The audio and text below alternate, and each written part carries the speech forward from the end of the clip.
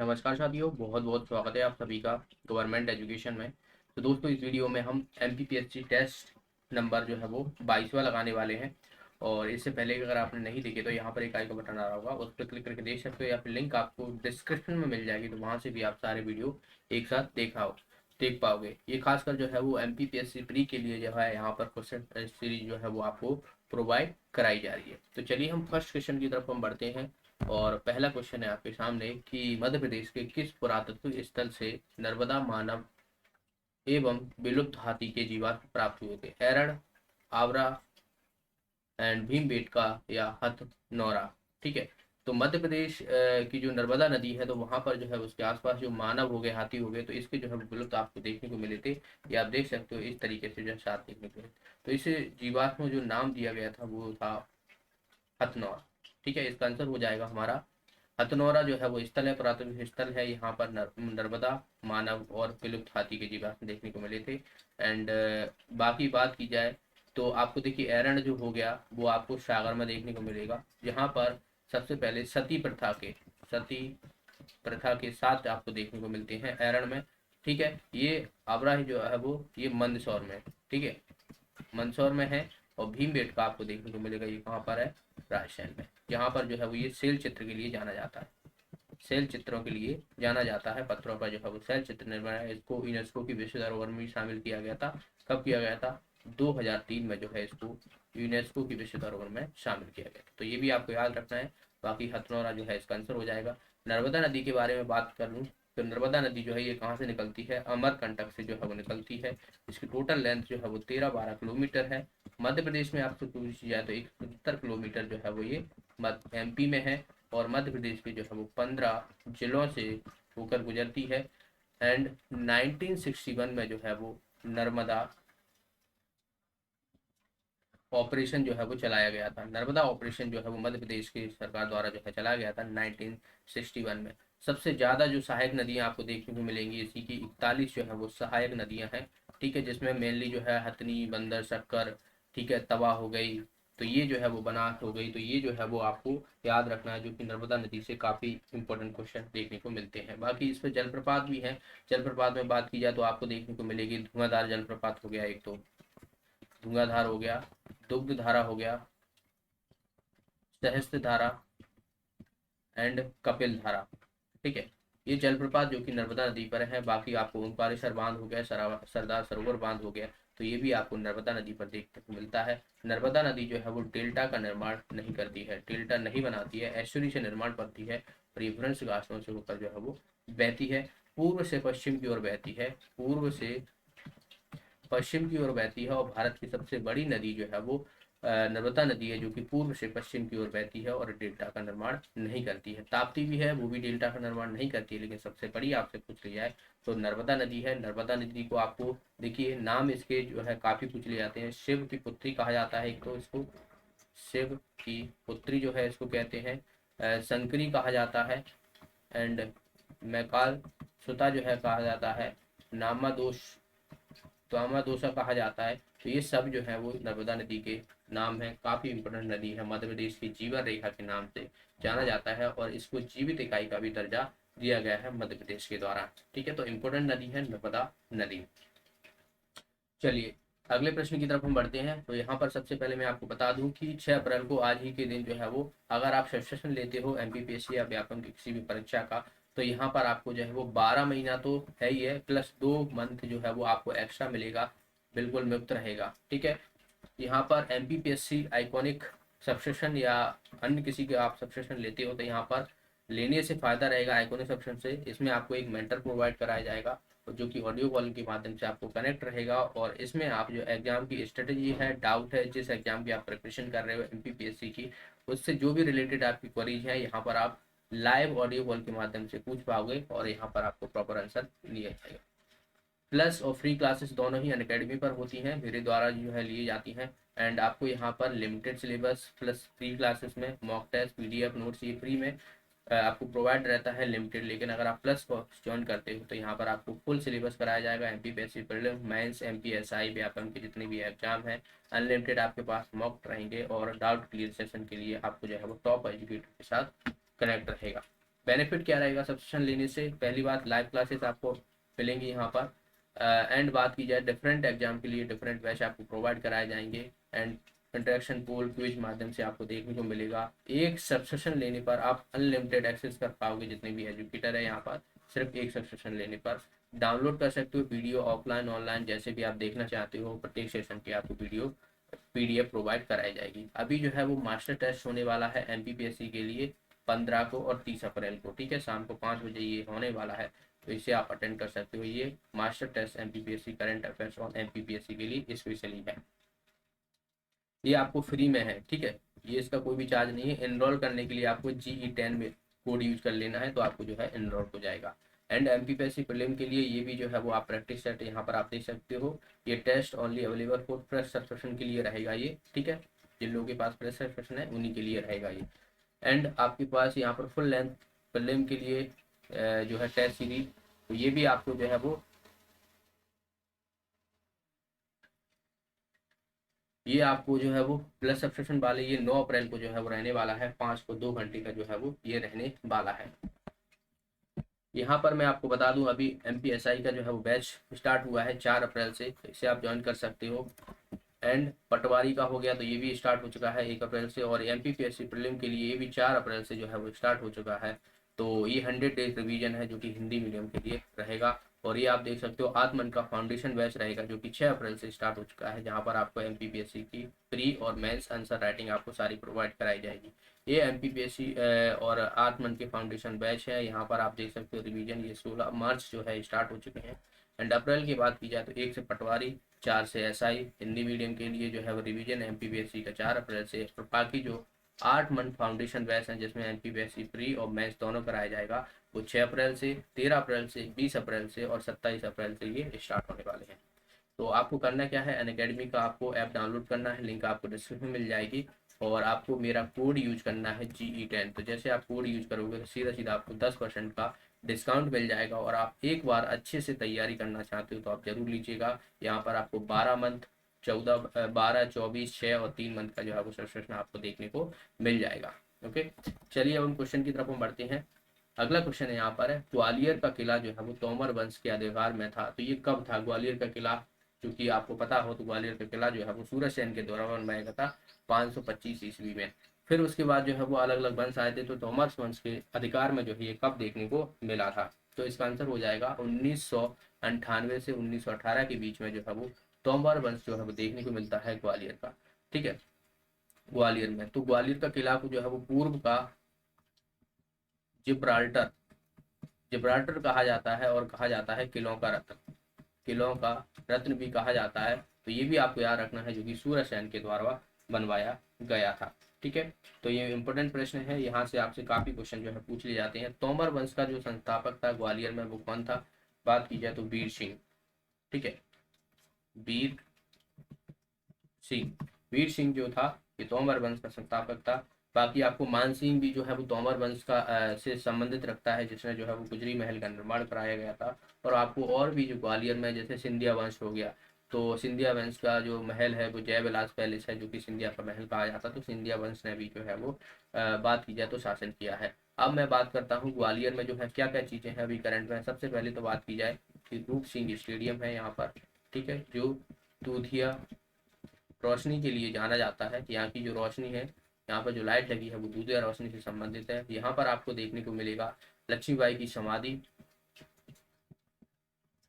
समाधि और physical institute भी आपको यहीं पर देखने को मिलता है। बिलौआ की गुफाएं आपको देखने को मिलेगी यहीं पर।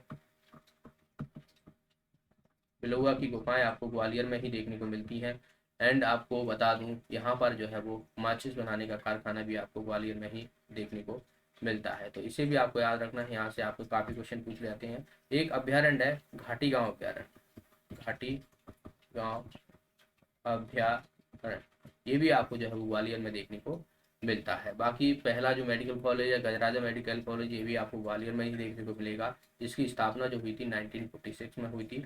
और यहाँ पर मध्य प्रदेश में पहला ड्रोन मेला जो है वो आयोजित किया गया था। और स्कूल भी यहीं पर बनाया जा रहा है। ड्रोन स्कूल जो पहला है वो मध्य प्रदेश में ग्वालियर में ही बनाया जा रहा है। अगला प्रश्न आपके सामने है कि भोपाल का जलियांवाला कांड जो है ये कब हुआ था? When did the Jallianwala incident of Bhopal happen? वर्ष 1945, वर्ष 1948, वर्ष 1940 या वर्ष 1949?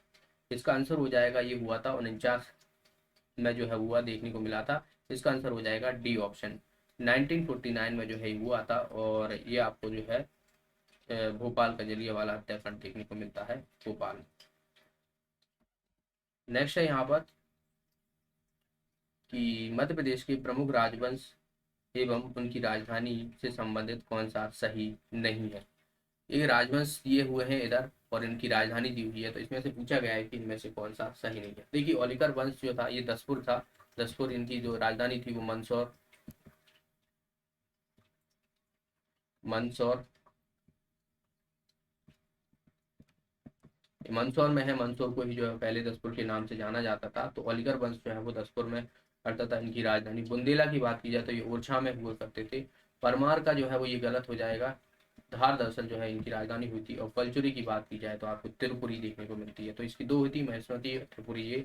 तो कलचुरी में आपको देखने को मिलेगी त्रिपुरी। तो इसका आंसर क्या हो जाएगा हमारा? फोर्थ ऑप्शन जो है, थर्ड ऑप्शन जो है वो इसका आंसर हो जाएगा। नेक्स्ट है तीजन बाई। ये प्रसिद्ध है नृत्य कला से, हस्तकला से, रंगमंच से या भजन एवं लोकगीतों से। ठीक है, तो तीजन बाई ये आपको पता हो तो पांडवी लोकगीतों के लिए जानी जाती हैं। ठीक है, तो इसका आंसर क्या हो जाएगा? भजन और लोकगीत के लिए जानी जाती हैं। और नृत्य कला से भी ये जो है इन्होंने किया है। लोकगीत और नृत्य कला दोनों ही जो है वो करती हैं।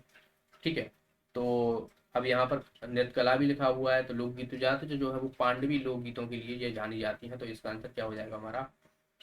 फोर्थ ऑप्शन जो है वो इसका आंसर हो जाएगा। और ये छत्तीसगढ़ की है। ठीक है, तो छत्तीसगढ़ से संबंधित रखती है ये।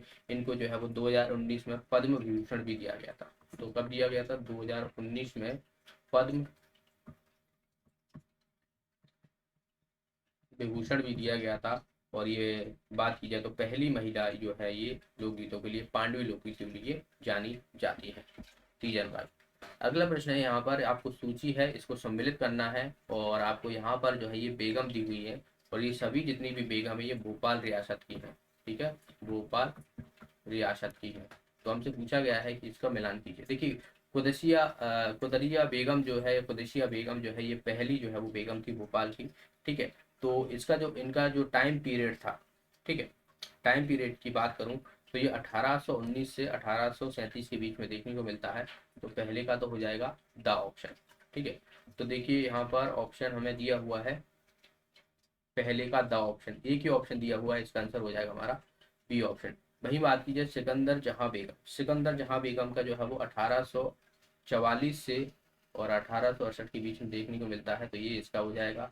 एंड सिकंदर जहां बेगम, ये सुल्तान का लगा दिया है सिकंदर जहां। ठीक है, एंड आपको देखिए सिकंदर जहां बेगम के द्वारा जो मोती मस्जिद है यहाँ का, या मोती महल है, ये जो है वो सिकंदर जहां के द्वारा बनवाया गया था। और जामा मस्जिद जो है वो कुदसिया बेगम के द्वारा या कुदरिया बेगम के द्वारा जो है वो बनवाया गया था। तो ये भी पूछ लिया जाता है, याद रखना है। साजिदा सुल्तान की बात की जाए तो साजिदा सुल्तान आपको ये 1961 1925 में देखने को मिली। और सुल्तान जहां बेगम की बात की जाए तो ये आपको लास्ट क्या बचेगा हमारा? ये बात। ठीक है, तो इन सबको आपको याद रखना है। यहाँ से काफी क्वेश्चन देखने को मिलता है। ये सभी जो है वो बेगम है भारत की, भोपाल की रियासत की। भोपाल में बात करूँ तो यहाँ पर वन विहार नेशनल पार्क आपको देखने को मिलता है।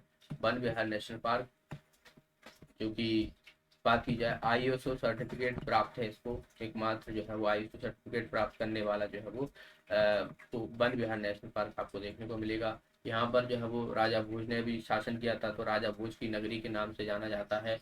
और जहाँ की भोपाल की जो मेट्रो है, भोपाल की मेट्रो है, उसका नाम बदल के कर दिया गया है भोज मेट्रो। ठीक है, भोज मेट्रो। तो ये आपको करंट अफेयर्स की दृष्टि से याद रखना है, भोज मेट्रो जो है वो।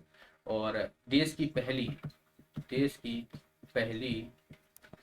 5G स्मार्ट सिटी जो है वो ये भी भोपाल ही बनेगी।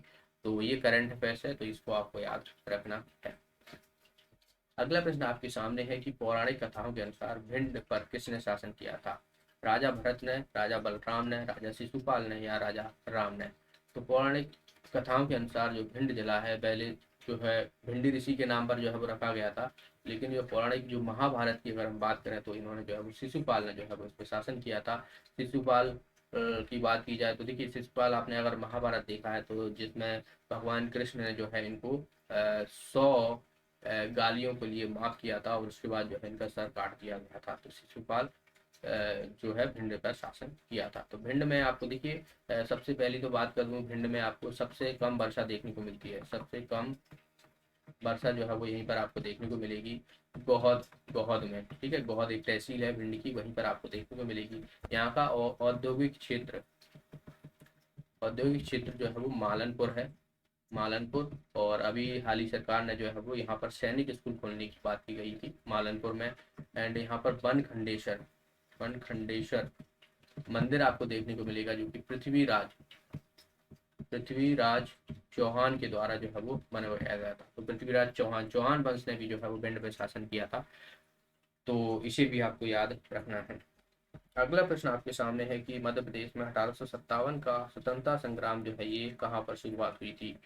ग्वालियर, नीमच, जबलपुर या मुरैना? आसान सा प्रश्न है, इसका आंसर हो जाएगा नीमच। नीमच में जो है वो सबसे पहले मध्य प्रदेश में जो है वो 3 जून 1857 को जो है वो पहली चिंगारी जो है वो मध्य प्रदेश में आपको यहीं पर देखने को मिली थी, जो कि नीमच में मध्य प्रदेश में 1857 की जो है वो क्रांति देखने को मिली थी।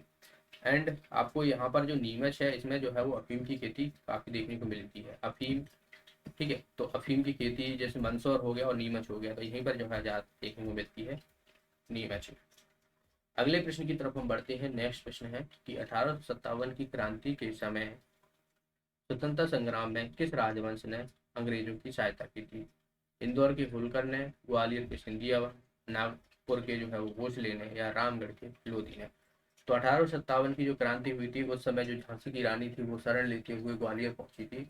और यहाँ पर जो है तब शासन था सिंधिया वंश का, तो उन्होंने जो है वो उनकी सहायता नहीं की थी, बल्कि अंग्रेजों की जो है वो सहायता की थी। तो ग्वालियर के सिंधिया वंश ने जो है दरअसल अंग्रेजों की सहायता की थी 1857 की क्रांति के समय। ग्वालियर में आपको सिंधिया वंश का शासक जैसे कि बात की जाए जो जय विलास पैलेस है वो आपको यहाँ पर देखने को मिलेगा। ठीक है, तो याद रखना है, माधव विलास पैलेस आपसे पूछ लिया तो शिवपुरी में है, माधव विलास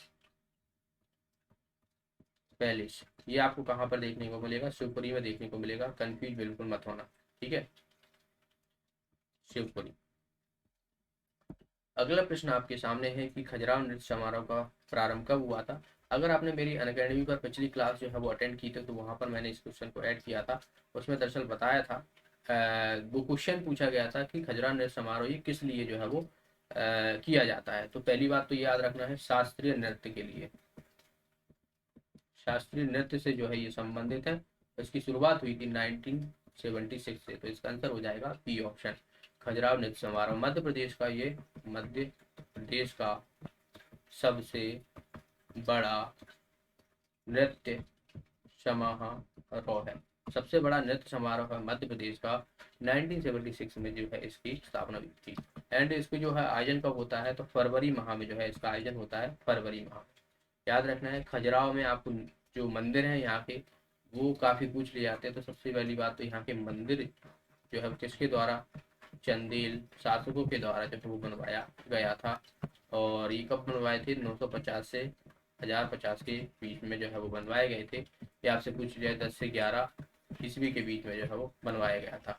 ठीक है, यहाँ पर सबसे बड़ा मंदिर आपको कदरिया महादेव का मंदिर देखने को मिलेगा, और इनको जो है वो 1986 में यूनेस्को की विश्व धरोहर में भी शामिल किया गया था। तो ये पंचायतन शैली में जो है इनका निर्माण जो है वो देखने को मिलता है। खजुराहो के नृत्य समारोह जो है छतरपुर में है। ठीक है, तो ये जिला आपसे पूछ लिया तो छतरपुर। ठीक है, छतरपुर जो है वो जिला में देखने को मिलता है। अगला प्रश्न है, विदिशा में स्थित उदयगिरी की कितनी गुफाएं देखने को आपको मिलती है? 28, 20, 12 या 16? तो विदिशा में है, सबसे पहली बात तो उदयगिरी की गुफाएं हैं ये, और ये विदिशा में देखने को मिलती है। और ये जो नंबर जो है इसकी 20 जो है वो गुफाएं देखने को मिलती हैं। तो इम्पोर्टेंट है, इसमें जो गुफा 1 नंबर है उसको सूरज गुफा कहा जाता है, सूरज गुफा जो है इसको कहा जाता है। एंड चौथी गुफा जो है वो बात की जाए तो बीन की गुफा कहा जाता है, बीन की गुफा। इसको कहा जाता है। और 5वीं में आपको विष्णु के 12 अवतार देखने को मिलते हैं, 12 अवतार अवतार देखने को मिलते हैं, जो कि 5वें नंबर की गुफा आपको देखने को मिलती है। यह किस धर्म से संबंधित है उदयगिरी की गुफाएं? तो हिंदू एंड जैन धर्म से संबंधित है। ठीक है, विदिशा में, तो विदिशा में हॉलीवुड सिस्टम भी आपको देखने को मिलता है। विदिशा को बेस नगर के नाम से जाना जाता है। यहाँ पर सम्राट अशोक ने जो है वो यहाँ पर जो है वो काफ़ी दिन जो है यहाँ पर बिताए थे विदिशा में, तो इसको भी आपको याद रखना है। हलाली डैम आपको यहाँ पर देखने को मिलता है विदिशा में। अगले प्रश्न की तरफ हम बढ़ते हैं। नेक्स्ट प्रश्न है यहाँ पर, एक प्रश्न है वो आप याद रखना है। विदिशा में जो है वो इनका जन्म हुआ था। कैलाश सत्यार्थी, जिनको जो है वो नोबेल प्राइज विनर है, उनके द्वारा जो है वो बचपन बचाओ आंदोलन जो है वो शुरू किया गया था। तो बचपन बचाओ आंदोलन जो है वो किसके द्वारा? कैलाश सत्यार्थी के द्वारा शुरू किया गया था, और ये नोबेल प्राइज विनर है, और मध्य प्रदेश के विदिशा जिले में जो है इनका जन्म हुआ था। नेक्स्ट है, चंबल की घाटी में अटेर दुर्ग किसके द्वारा निर्मित किया गया था? भदौरिया, तोमर, चंदेल या चौहान? तो अटेर जो है ये भिंड जिले में पड़ता है, और अटेर के किले का निर्माण जो है वो किसके द्वारा? बदन सिंह के द्वारा जो है वो किया गया था। ठीक है, बदन सिंह के द्वारा किया गया था, और बदन सिंह जो था वो भदौरिया से शासक था, तो बदन सिंह, ठीक है, जो कि भदौरिया से शासक था। तो इसका आंसर हो जाएगा हमारा ए ऑप्शन। ये 1664 में जो है इसका निर्माण करवाया गया था, और यहाँ पर हाटियापुर हो गया, 12 खंबा हो गया, रानी का बंगला हो गया, हाटियापुर, 12 खंबा, रानी का बंगला, ये सभी आपको जो है वो यहीं पर देखने को मिलेगा, और बदन सिंह के द्वारा, जो कि भदौरिया का शासक था। तो इन सबको आपको याद रखना है। नेक्स्ट है यहाँ पर, पर्यटन स्थल पचमढ़ी की प्रसिद्धि का कारण क्या है? योगेश्वर नाथ मंदिर है, बड़ा अभ्यारण्य है, एक संदूर पहाड़ी सैरगाह है, या औद्योगिक नगरी है? तो आपको पता ही है पहाड़ी है एक तरीके से, तो इसका आंसर हो जाएगा सी ऑप्शन। ये दरअसल आपको पचमढ़ी जो है ये सतपुड़ा की रानी दरअसल जो है इसको कहा जाता है, सतपुड़ा की रानी आपको कहा जाता है इसको। और ये जो है वो महादेव पर्वत पर दरअसल जो है वो देखने को मिलती है, महादेव पर्वत श्रेणी है। और इसकी सबसे ऊंची चोटी आपसे पूछ लिया है, सबसे ऊंची चोटी कौन सी है? तो धूपगढ़, धूपगढ़ है, 1350 जो मीटर इसकी ऊंचाई है, एंड ये मध्य प्रदेश की सबसे ऊंची चोटी है, तो इसे भी आपको याद रखना है। सतपुड़ा की रानी एंड ये सब चीज़ें आपको देखने को मिलेंगी।